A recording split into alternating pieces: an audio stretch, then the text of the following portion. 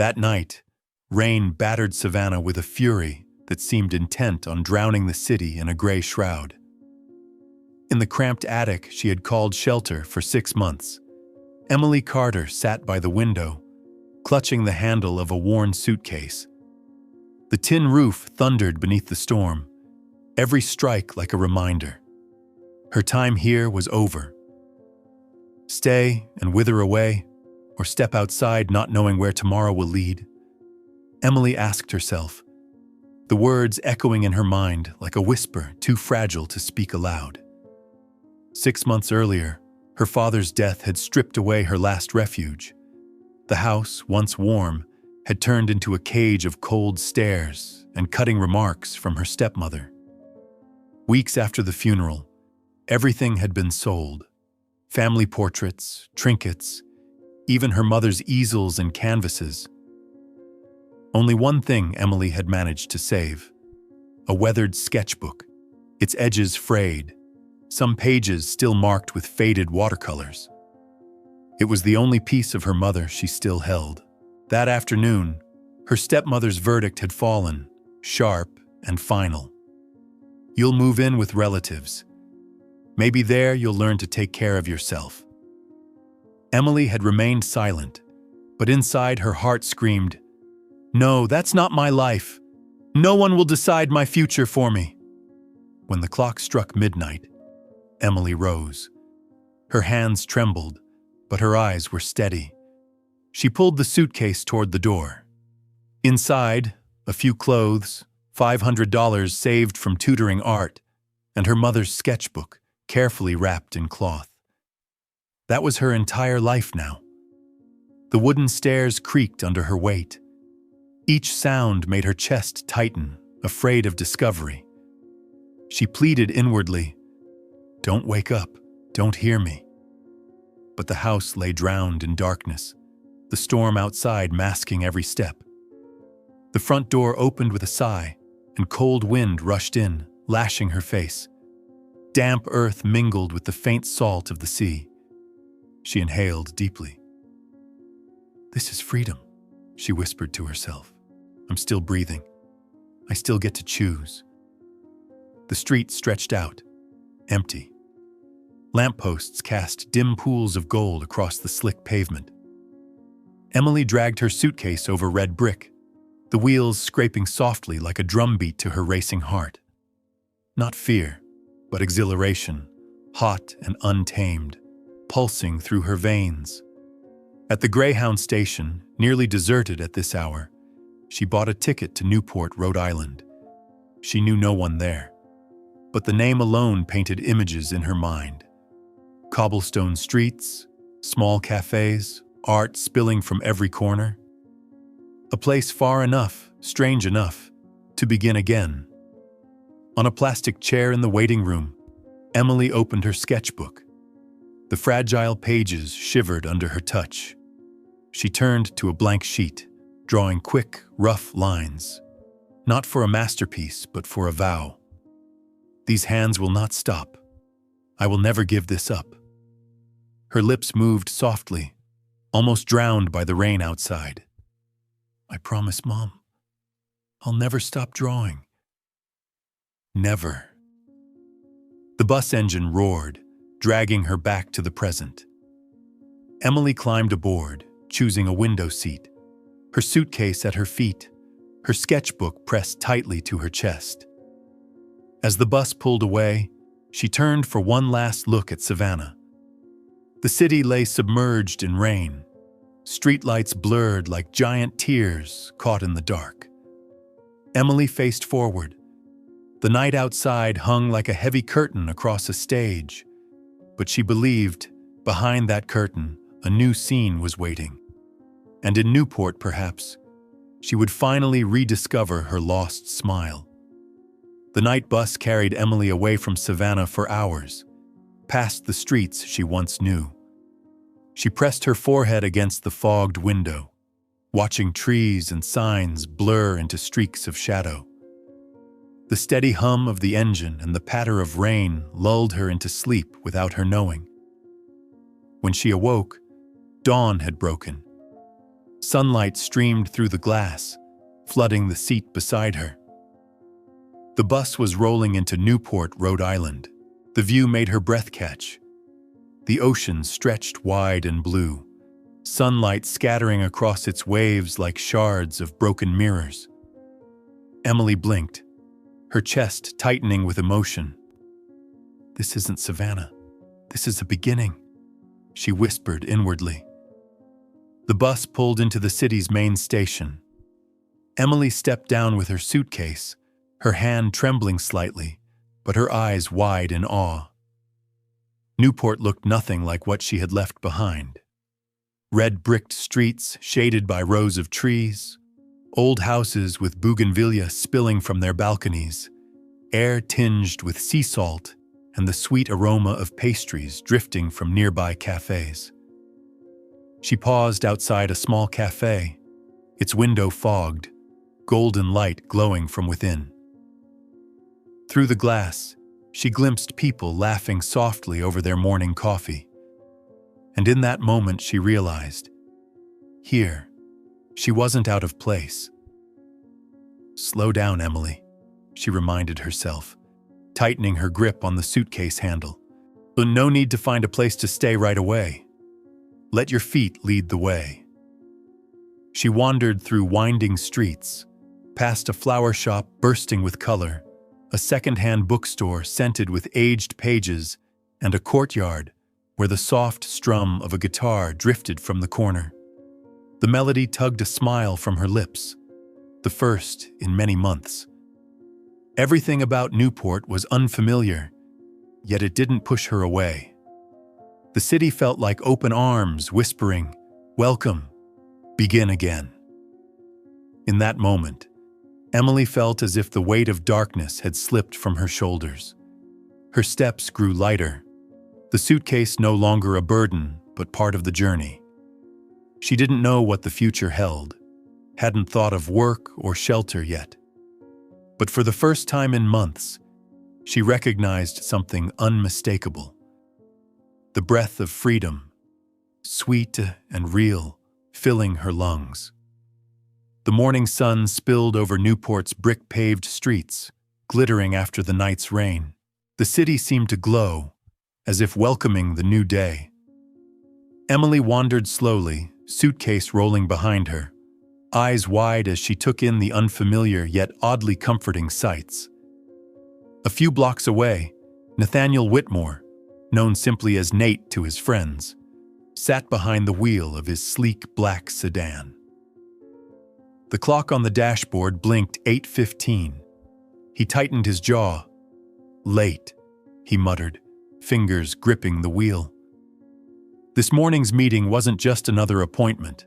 It was the negotiation for a coastal hotel project he had spent a year designing. Nate pressed lightly on the accelerator, weaving through the winding streets of the harbor city. At the next corner, Emily stepped into the crosswalk. A pale blue coat, chestnut curls tossed over her shoulder, the rhythmic clatter of her suitcase wheels. For a heartbeat, everything seemed to slow. Nate swerved sharply, tires screeched, echoing through the still quiet morning. The car skidded slightly on the damp bricks, halting barely a step away from her. Emily froze, heart pounding in her chest. Her suitcase tipped over, sending the old sketchbook tumbling to the wet pavement, loose pages scattering in the breeze. The driver's door swung open. A tall man stepped out, posture straight, gray suit tailored to his frame, dark hair tousled by the ocean wind. His steel blue eyes, sharp yet clouded with genuine concern, locked on her. "Are you hurt?" His voice was deep, steady, not the half-hearted apology she had come to expect from strangers. I'm fine," Emily stammered, though her gaze clung to the sketchbook lying on the ground. She bent quickly, gathering the scattered pages, hands trembling as if afraid they might dissolve in the wind. Nate stepped forward, upright suitcase in hand, setting it beside her. His eyes caught briefly on the drawings, Simple pencil sketches, raw but alive. "These are yours?" he asked softly, curiosity edging his tone. Emily hugged the sketchbook to her chest, hesitating. "Just some sketches. Nothing important." Nate handed the suitcase back. "I truly apologize. I should have been more careful." He paused, then added, "At least let me buy you a coffee. I'll feel less guilty if I can make it up somehow." Emily hesitated. In her mind, a voice warned, "Don't trust a stranger, especially one stepping out of a luxury car." Yet when she met his gaze, sincere, touched with remorse, her defenses faltered. "Just one cup," she said cautiously. Nate's lips curved into a faint smile, warm despite its restraint. "Good. There's a cafe right on the corner. Come with me." In that moment, neither Emily nor Nate realized that this chance encounter, born of screeching tires and scattered sketches, would open an entirely new chapter in both their lives. The cafe sat at the corner, its white wooden door framed by fogged glass. A small bell chimed as Nate held the door open, letting Emily step inside first. Within, the air was warm with the scent of freshly ground coffee and buttery pastries still hot from the oven. Soft, golden light filled the room, the quiet murmur of voices mingling with a gentle jazz tune drifting from an old speaker. Nate pulled out a chair for Emily, a simple gesture, yet one that caught her off guard. It had been a long time since she remembered anyone treating her with such courtesy. He ordered 2 cappuccinos and a plate of buttery croissants. Emily raised a hand to decline, but he smiled lightly. "Think of it as my apology. If you refuse, I'll only feel worse." She stayed silent, giving only a small nod. For a moment, they sat quietly. Emily placed her sketchbook beside the chair, fingers tracing its worn edges. Nate glanced at it, but didn't press. When the steaming cups arrived, he broke the silence. "You just got to Newport." His voice was deep, steady, yet unhurried. Emily hesitated before nodding. "This morning. Honestly, I don't know anyone here. I just thought I needed a change." Her words trailed off, as if speaking too much might reveal wounds she wasn't ready to show. Nate didn't push. He gave a quiet nod, as though acknowledging her truth. The pause that followed felt softer, easing her tension. His gaze fell on the sketchbook. "You draw?" Emily rested her hand on its cover, her tone gentler now. "Yes, I teach children how to paint. I'm hoping to find work here." It was the first time her voice warmed, as though the mention of art had drawn her closer to herself. A flicker passed through Nate's eyes. He leaned back slightly, a faint smile touching his lips. "Art. It's been a long time since I've heard someone speak of it with that kind of look." Emily sipped her cappuccino, the bittersweet foam melting on her tongue, soothing the dryness of her lips after the long journey. For the first time in months, her chest felt a little lighter. This man, though a stranger, didn't make her feel the need to guard every word. By the time their cappuccinos had dwindled to thin foam clinging to the rims, their conversation had slowed. Emily lowered her gaze to her hands, absently turning the small spoon as though it might shield her from the man across the table. Nate studied her, his eyes steady yet thoughtful, as if weighing something unspoken. Finally, he asked, "Have you found a place to stay?" Emily looked up, hesitation flickering in her expression. "Not yet. I only arrived this morning and I don't know where to start. Maybe I'll look for a small room or a dorm for now." There was a note of unease in her voice. She didn't admit it, but the truth was clear. Her money wouldn't last long. Nate tapped his finger lightly against the cup, a habit when he was deep in thought. After a pause, he spoke slowly. "I have a villa by the coast. There's an entire room upstairs that's been unused for years. If you'd like, you could stay there temporarily. No rent until you find work and settle in." Emily stiffened slightly, her lashes trembling as she studied him. "You just met me. Why would you trust me like that?" A faint smile tugged at his lips, though his gaze remained earnest. "I don't expect you to trust me right away, but sometimes opportunities come from chance encounters. And there's something else." He paused, his voice dropping. "The villa has a studio.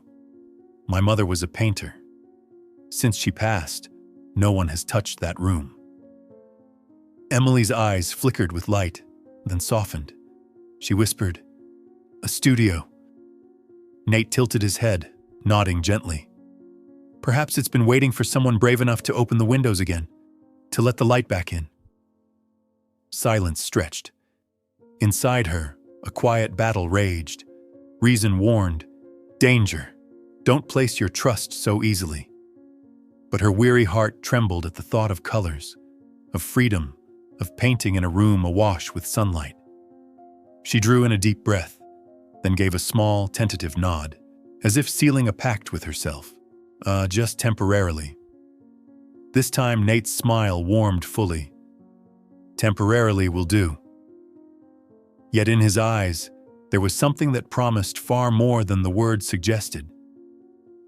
After leaving the cafe, they walked quietly to the parking lot, neither speaking much. The sound of suitcase wheels rolled against the pavement, blending with the faint echo of waves in the distance. Emily clutched her sketchbook tightly, her heart caught between caution and anticipation. As the car engine started, she glanced at the man beside her, wondering if the choice she had just made would lead her to a new beginning or an unforeseen turning point. The road to the coast stretched under the afternoon sun, the wind carrying the salt of the ocean. Nate's car pulled up before a large white villa tucked behind towering maples. Dark slate roof, wide balconies facing the sea, and tall glass windows gleaming like giant mirrors. Emily stood still at the gate, as though she had stepped into another world. "This is your home?" she asked softly, voice tinged with hesitation. Nate nodded, opening the gate. "Welcome to your temporary refuge." Inside, the foyer opened with soaring ceilings, sunlight pouring through glass panes and spilling across dark wooden floors. A curved staircase rose to the second level, while along the hall hung paintings, architectural sketches, seascapes, all lightly dusted with time. Emily set her suitcase down, curiosity and caution twined together. Nate guided her down the corridor, stopping before a white-painted door. He rested his hand on the knob, his voice lower now. "This is the studio. My mother spent most of her days here. Since she passed, the door has rarely opened." The door swung wide, and light flooded the room through a tall window facing the sea. The space was wide, ceilings high, floors faded by the ocean air. In the corner stood an easel draped in canvas, shelves lined with paint-stained jars. Emily stepped in slowly, fingers brushing across the rough wooden table, the blend of dust and warmth beneath her touch. She tugged gently at the cloth, revealing an unfinished canvas. The sea, captured in quick, vigorous strokes, alive with motion. She whispered, more to herself than to him. She left light in every stroke. Nate lingered at the doorway, his eyes fixed on her. For a fleeting second, Emily saw in him a quiet grief, mingled with something that looked like gratitude. Turning back, she offered a faint, slightly awkward smile. "Thank you for sharing this with me." His reply came steady, thoughtful. Perhaps the room has been waiting for someone to let it breathe again. That afternoon, As the ocean breeze swept through and sunlight stretched across the studio, Emily realized she might have just found a place where she belonged, at least for now. The last light of day stretched across the worn wooden floor, filling the studio that had long been silent. Emily stood before the unfinished canvas, while Nate lingered at the doorway, quietly watching. From that moment, a strange calm seemed to settle, as though the room had begun to breathe again, and two strangers had stumbled upon a shared rhythm. In the days that followed, that rhythm grew clearer, weaving itself into each morning and evening in the seaside villa. One afternoon, Emily lowered her brush onto the canvas, the first lines taking shape in the fading light. In the quiet of the studio, she drifted into her own world, unaware of Nate watching from the doorway. He leaned against the frame, arms folded, silently observing the graceful motion of her hands. The air between them needed no words, only the faint scent of paint mixing with the ocean breeze and the soft rhythm of her strokes. When Emily finally looked up and caught his gaze, she started slightly. "Sorry," Nate murmured with a faint smile, as though caught in the act. "I didn't mean to intrude. It's just been a long time since anyone painted in this room." Emily set her brush down, a smudge of color staining her fingers. She offered a small smile. "It's all right. Maybe the room needed someone to fill the silence." Her words lingered, and silence followed. But it wasn't heavy. It felt like a thin thread tying together two empty spaces. In the days that followed, Emily's life settled into a new rhythm. Each morning, she walked down to the seaside town. There, she found her first students, children with eager eyes that lit up when they held brushes.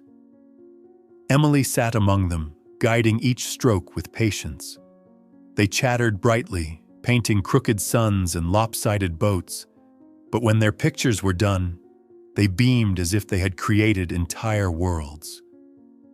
Watching them, Emily saw glimpses of herself as a child, her first colors, her clumsy dreams, and in their simple joy, her heart began to heal. By afternoon, as the sun tilted toward the sea, she returned to the villa. The studio became her sanctuary. On the easel appeared new canvases, portraits of gulls, waves capped with white, skies washed with sunset. Sometimes Nate joined her, not with a brush, but with blueprints. He sat across the table, pencil scratching as he refined lines of architecture. They spoke little. Their presence was enough. On certain nights, the sound of his pencil and the sweep of her brush rose together, like two instruments in a duet with no audience. His precise lines and her wild colors, side by side, formed a strange balance. Logic and feeling, structure and flight. When she paused to study her unfinished work, Emily often found Nate watching her in return, his eyes quiet, holding something between empathy and gratitude. In the villa by the sea, two strangers began to share a gentle rhythm. It wasn't quite love, nor merely friendship. It felt like an old wound being bandaged, slowly but surely. One late afternoon, Emily was in the studio, golden light from the setting sun washing the walls in a soft orange hue, when a knock echoed from the foyer below. At first, she thought it might be a delivery, or perhaps a business associate looking for Nate. But then came the sound of heels, sharp, deliberate, confident, dispelling that notion at once. Emily stepped into the hall just as a woman entered through the front doors. Tall, slender, clad in a deep crimson dress that hugged her figure, her wavy brown hair spilling loosely over her shoulders. Each stride struck the wooden floor with a pointed click, click, as though to announce her claim on the space. Nate emerged from his study, his expression momentarily frozen, Isabel. The woman tilted her head, a smile cutting across her lips like a blade. It's been a while, Nate. Emily instinctively stepped back, hovering at the far end of the hall. Hearing that name dropped into the air made her chest sink, as if it were a melody she'd rather not recall. You're not surprised to see me? Isabel's voice carried easily, smooth but edged with derision. I'm here for business. A partner of mine is interested in collaborating with your firm. Nate remained composed, though his jaw tightened. We said everything we needed to last year. Isabel gave a little shrug, a quiet laugh. Perhaps, but business is another matter. Her gaze shifted suddenly, landing on Emily, who stood frozen nearby. And who might this be? She asked, her smile faint, pointed, anything but warm. Emily, Nate answered shortly, his tone clipped. She's staying here temporarily. Temporarily, Isabel repeated, drawing out the word, her lips curling into a knowing smirk. Sounds familiar. I believe you used to say the same about me, and a few others. The words fell lightly, yet struck like stones, directly at the quiet insecurity festering in Emily's chest. Her fingers closed tighter around the sketchbook in her hands, as though it could anchor her. Isabel turned back to Nate, stepping further inside, leaving Emily behind in silence, her thoughts tangled around a single word. Temporary. That evening, Emily sat alone in the studio. The unfinished canvases on the easel looked suddenly foreign, distant. A question gnawed at her. What am I here? Just another guest he's taken in, destined to leave like the rest? The moment Isabel had walked out of the villa, she had left behind a seed of doubt. And in Emily's heart, that seed was already beginning to grow, sharp and relentless. That night, the sea crashed steadily beyond the windows. Yet in the studio, Emily couldn't focus on a single canvas. Her brush trembled in her hand, every stroke breaking apart. In her mind, only one word echoed: temporary. When Nate's footsteps sounded in the hallway, she drew a breath, steeling herself. He entered quietly, composed as always, though his eyes carried traces of weariness. Emily, he said softly, almost a question, as if asking whether she was all right. She turned, clutching her sketchbook tight against her chest. Her voice was low, but clear. Nate, have you done this before? Offered others a place here, shared this house with them, and then let them leave? The air froze. Nate went still. He didn't deflect, didn't lie. After a long pause, he gave a slight nod. Yes. Emily's heart clenched, waiting for something after that word. A reassurance, a difference. But nothing came. Only silence, stretching, as if he searched for words and could not find them. Her shoulders sank. I see. Her next words came almost in a whisper. So I'm just temporary too, aren't I? Nate's lips parted, then closed again. His silence, unintended, was the heaviest answer of all. Emily forced a faint smile, brittle and colorless, never reaching her eyes. She turned away, unwilling to let him see the tears threatening to rise. Outside, the ocean waves sounded farther, colder, and between them, silence no longer felt like harmony. It had become a wound, raw and bleeding, carved deep into Emily's heart. The next morning, pale light slipped through the curtains, but in Emily's room, the air was heavy with an unspoken farewell. She sat at the edge of the bed, one hand resting on her worn sketchbook, her eyes vacant as they drifted toward the sea. Nate's silence from the night before still echoed, a wall between them. She had waited for an explanation, a spark of hope.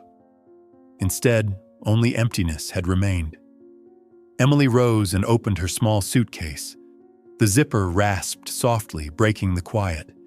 She folded a few clothes, placing them carefully inside. Each motion was slow, as though she wanted to imprint every detail of these final moments. The sketchbook she laid in the center, her hands trembling.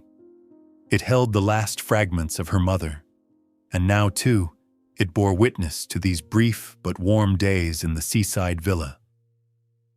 On the wooden desk, she left behind a slip of paper. Just a few words. "Thank you for everything. Don't look for me." Dragging her suitcase to the door, she paused before the tall window overlooking the ocean.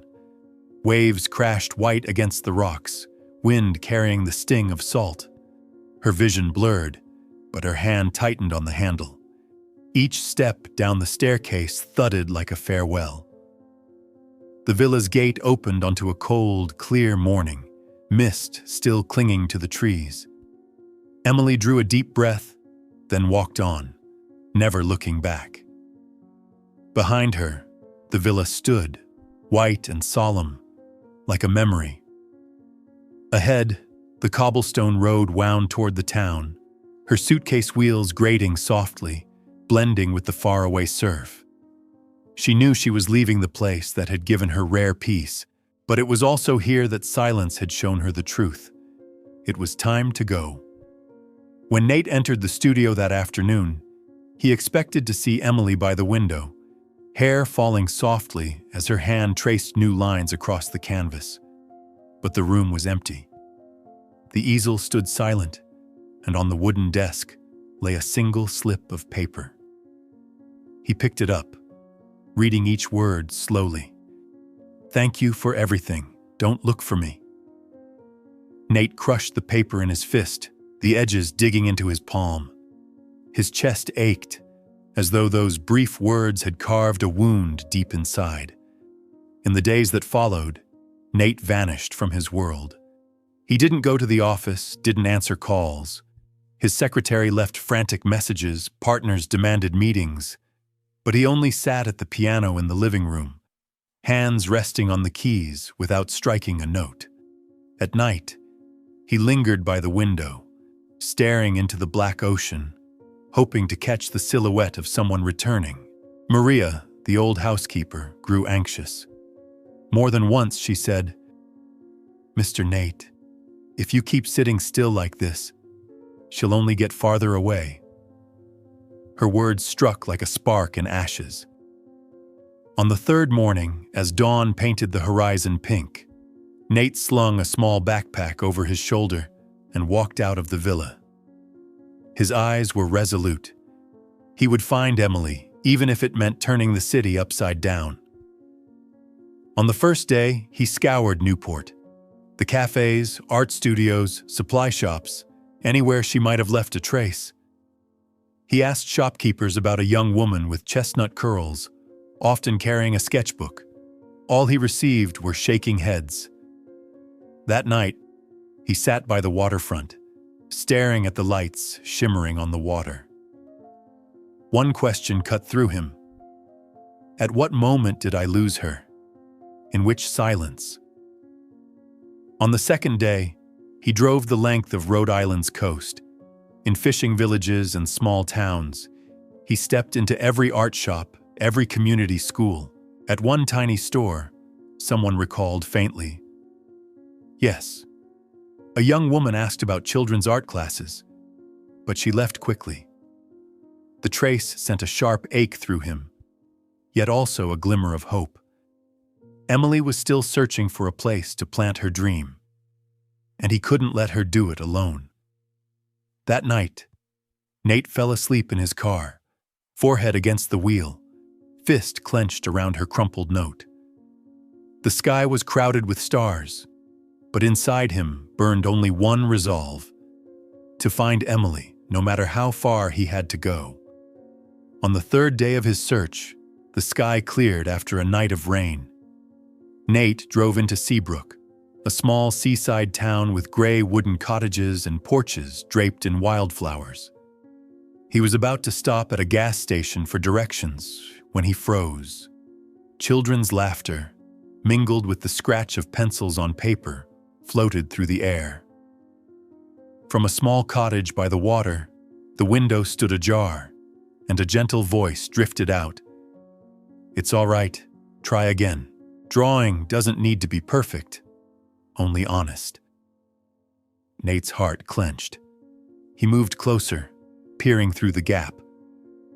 Inside, Emily sat surrounded by children.